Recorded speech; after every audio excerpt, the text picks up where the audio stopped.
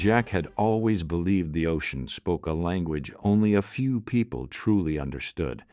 As a boy, he'd sit on the harbor wall for hours, watching the waves roll in like whispered promises. He told anyone who would listen that one day he would sail across the Pacific alone. Most people smiled politely. Some laughed. A few told him to dream of something more realistic. Life swept him into adulthood, into work, into responsibility. The dream stayed, but it lived quietly, like a book he kept meaning to finish.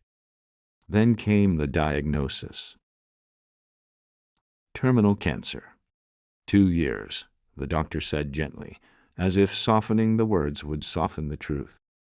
For a while, Jack felt the world shrink.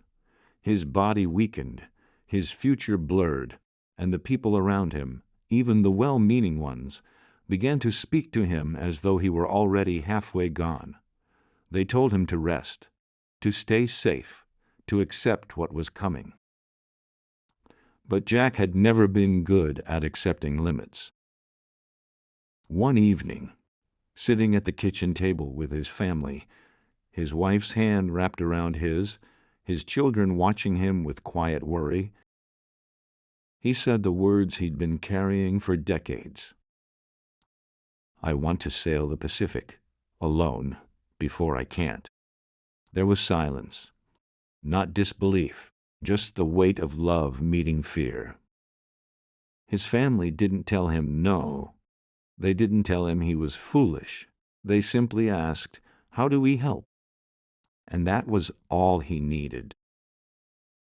The months that followed were a battle, not against the ocean, that part came later, but against the people who insisted he was too sick, too fragile, too close to the end to attempt something so vast.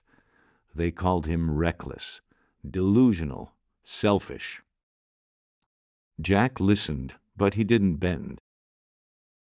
His family became his armor. They helped him train on days when his body felt like sand. They learned the boat inside out with him. They stood between him and the doubt of others, reminding him that courage wasn't the absence of fear. It was choosing to move anyway. When the morning finally came, the sky was pale gold, the sea calm as glass. Jack stood on the deck of his small sailboat, the Horizon, feeling more alive than he had since the diagnosis. His family hugged him tightly, not with grief, but with pride. "You come back to us," his wife whispered. "I will," he promised. The journey was brutal. The Pacific was not a gentle teacher. Storms rose like mountains. Nights stretched endlessly. His body betrayed him often, pain flaring, strength fading. But every time he thought he might turn back, he remembered the voices that said he couldn't, and he remembered the ones who believed he could. He kept going.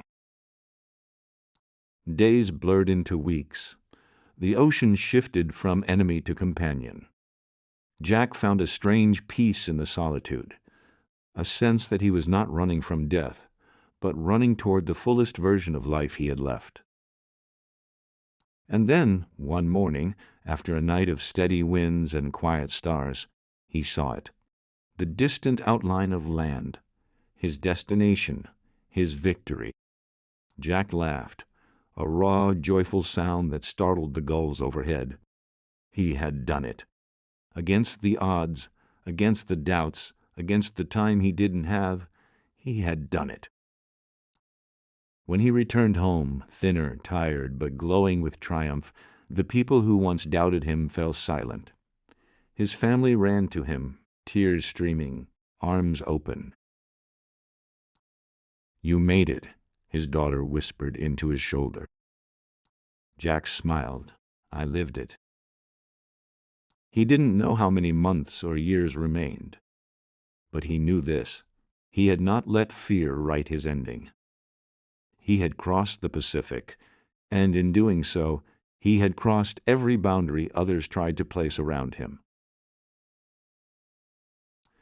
and for the rest of his days, whenever he looked at the sea, he saw not the horizon he had reached, but the courage that had carried him there.